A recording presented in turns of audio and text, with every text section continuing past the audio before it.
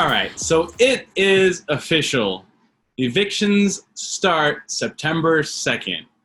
And so what does that mean? That means that the moratorium on evictions and rent is being lifted because the Senate Judiciary Committee here in California has rescinded their emergency one rule. So the courts are now allowing the start of evictions to start on September 2nd, which is completely disastrous. I do have a lot to say on it, but before I go on, Annalise, take it away.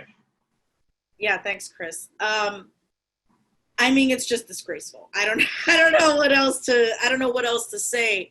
The fact that Americans are about to be evicted from their homes and foreclosed upon, and that Congress is on vacation, should tell everyone exactly what we need to know about our corrupt and criminal government.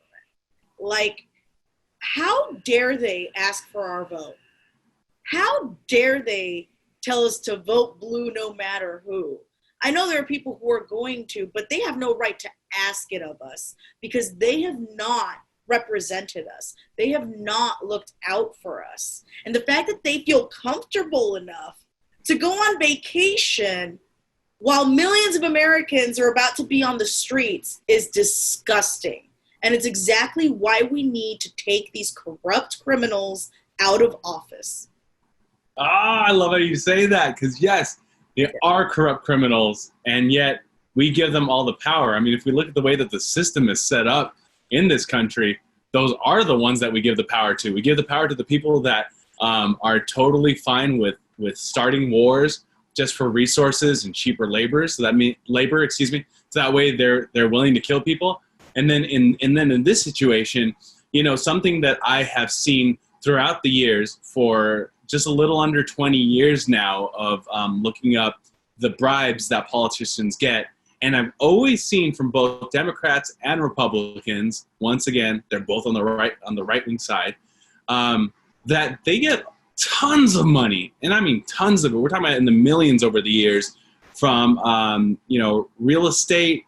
What's the other part? Anyways, overall, just real estate people. And I always wondered, well, is that bad or what is that? You know, and the more I looked into it, the more I realized how corrupting that is, because we're talking about stuff like, tax interest that help them, or the ability for certain groups that are in positions of higher advantage because they have more money and they have more influence, that they're able to get properties, on the cheap. And now in this instance, they're seeing, and I'm seeing they, like they're, the realtors, the ones that own land and own property, they see it as a way for them to get rid of the people that are either paying like too little or what they see as an opportunity to make more money from another tenant.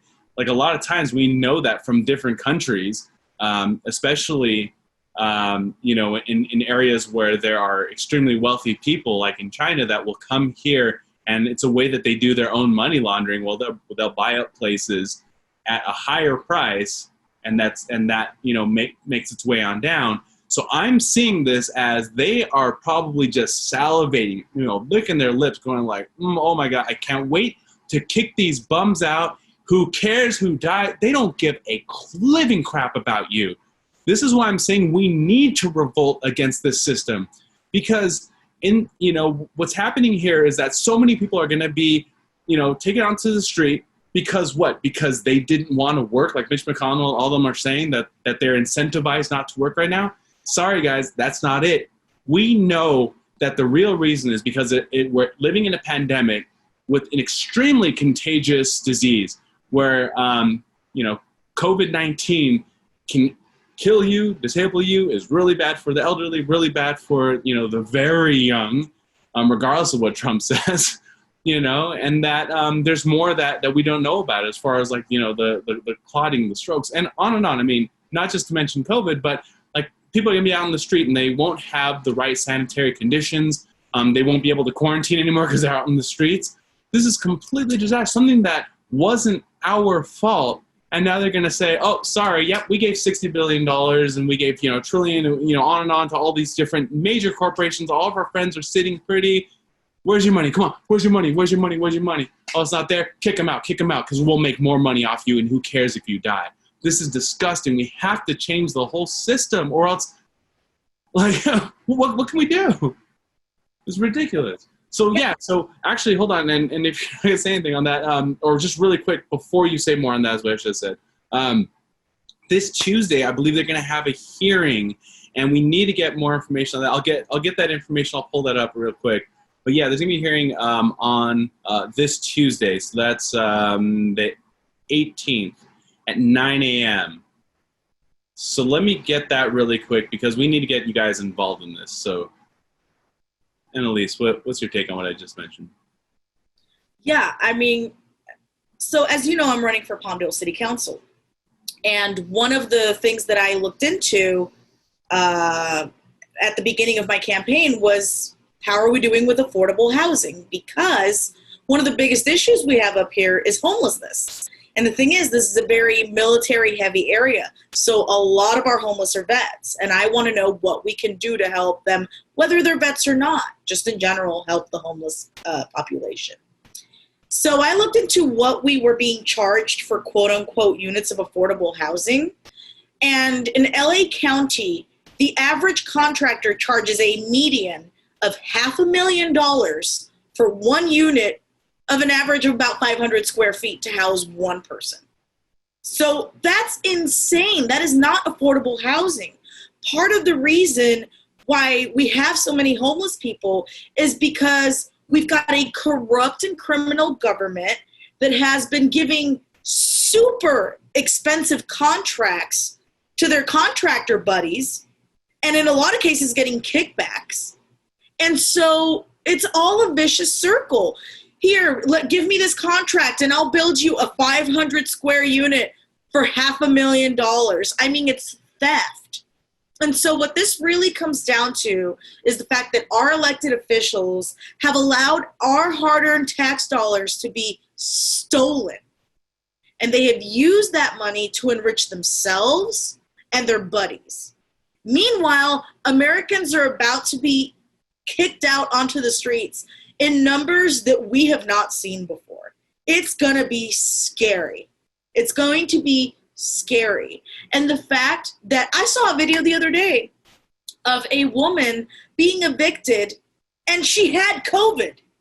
She had her oxygen tank. They wouldn't even let her go in the house to get her oxygen tank. And she was, all her stuff was just being thrown out because her partner's mother, who'd passed away, had medical bills. And they were now coming after her, and it wasn't even her mom.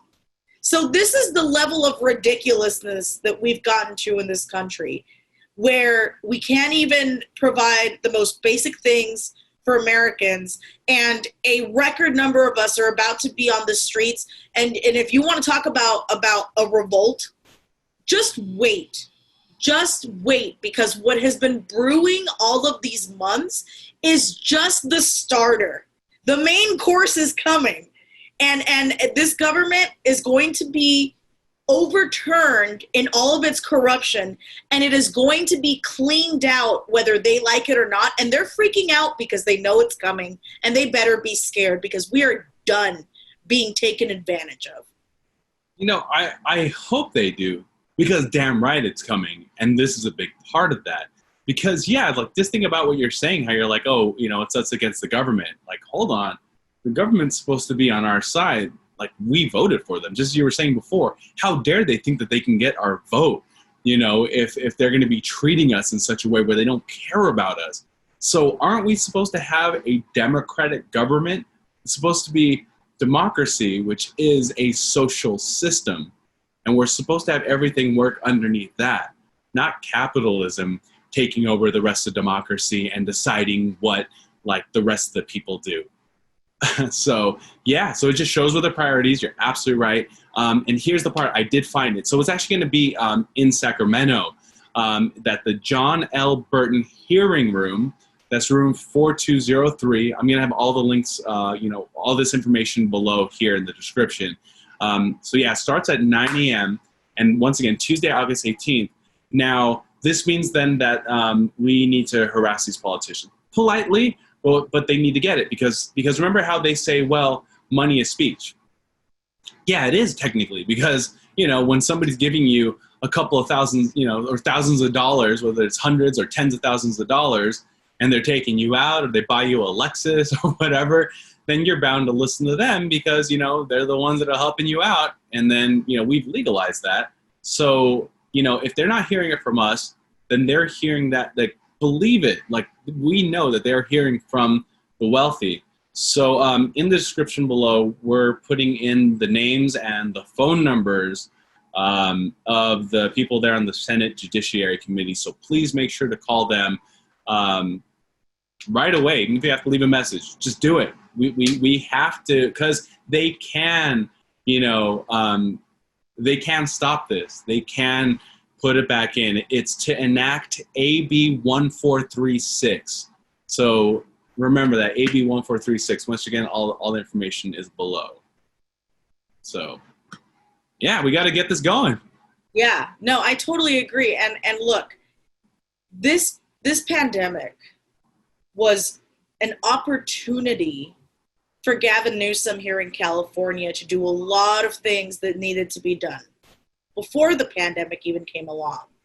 So the fact that our governor has not already passed universal health care in California and given everyone Medicare, the fact that he has not already passed a UBI in California, the fact that he has not already instituted a statewide masks for all program so that Californians don't have to be burdened with having to buy masks.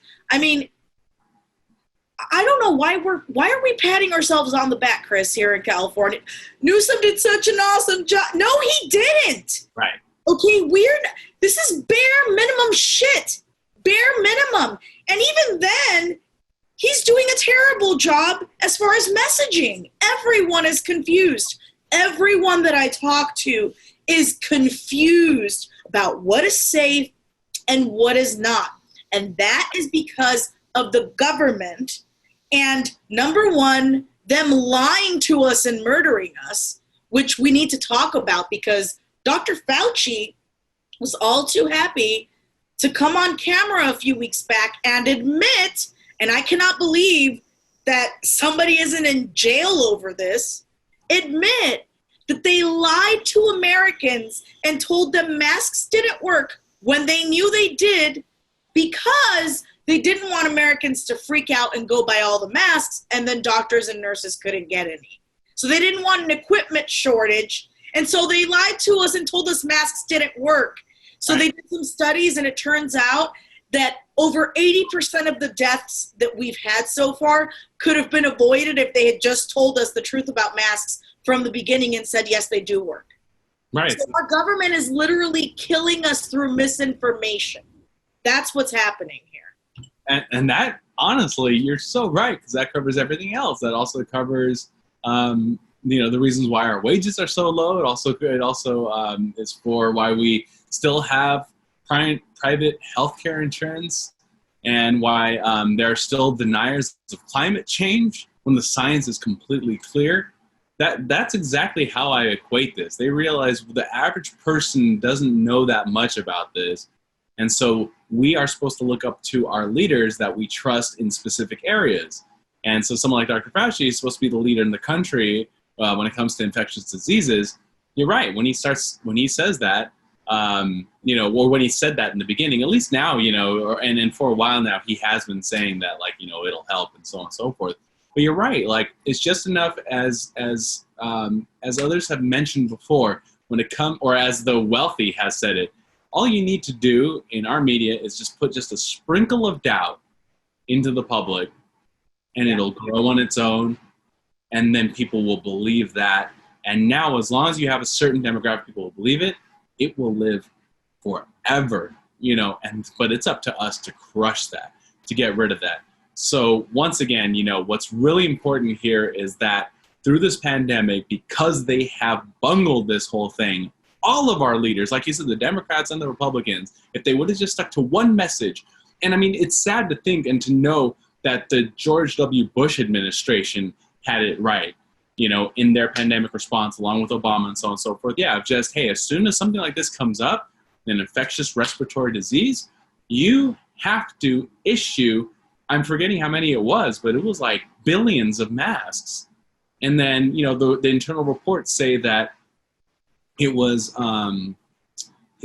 Trump's son-in-law, Jared Kushner, telling him, "Oh, look, that'll freak out everybody else, and all the investors, and the stock market will, might crash, and so on and so forth." So because Trump is so freaking stupid, he didn't have the foresight or the intelligence to realize that, what, if you don't do this now, the bomb already exploded. So if you don't do it now, it's just going to continue to reach further and cause more devastation. So anyway, so then on top of this, we need to make sure that people are able to stay in their homes and that we are taken care of until the market is able to recover to a point where, taxpayer dollars will be back up, the economy will be in a position where it's healthy for it to grow. But until then, hey, you guys messed up. It wasn't us. We have proof that you guys messed up. So this is your fault. Like, it shouldn't be our fault while we should be then on the street and die of hunger or die of anything else. Or also you're going to actually have more crimes of desperation. So let's do something about this, guys. So call your representatives, go out and protest. If you have the ability to go to Sacramento, please go to the hearing. It's going to be 9 a.m. in the morning. Of course, they do this stuff as early as they possibly can. So we really need you guys to get involved. Thank you guys so much. Hi, everyone. Thanks for stopping by and spending time with us today. We hope you enjoyed the video. Don't forget to hit the like and subscribe buttons and support us on Patreon so we can keep bringing you some amazing content. You can also follow us on social media. Links are all below. We'll see you guys next time. And remember, this is your revolution.